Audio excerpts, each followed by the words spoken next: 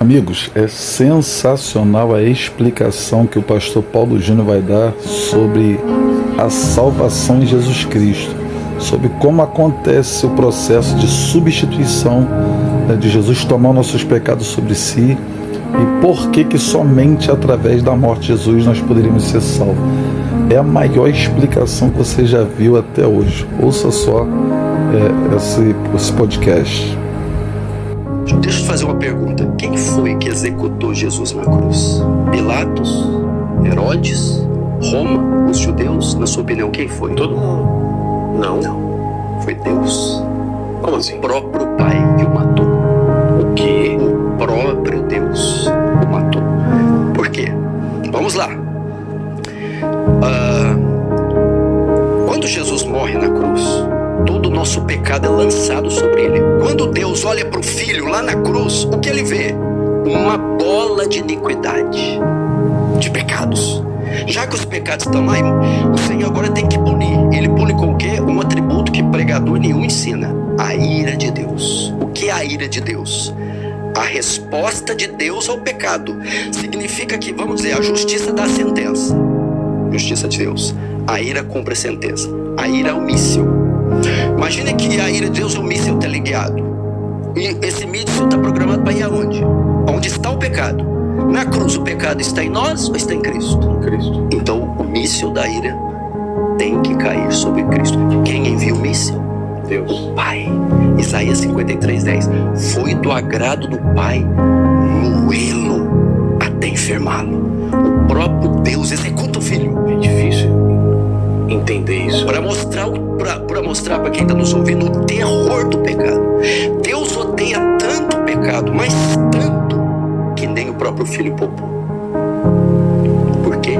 Por causa da sua santidade. Outro atributo. Abacuque 1:13 diz, Deus diz, o profeta diz: tu é tão puro de olhos que não pode contemplar o mal.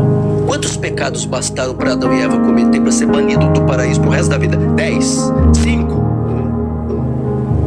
Porque o pecado, ele é contrário à natureza de Deus. O Senhor não pode ser conivente com o pecado.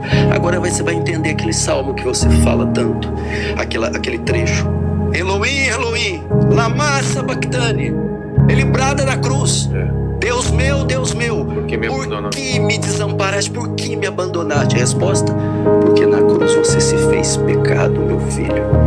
Então, ele despeja a ira e mata o seu próprio filho.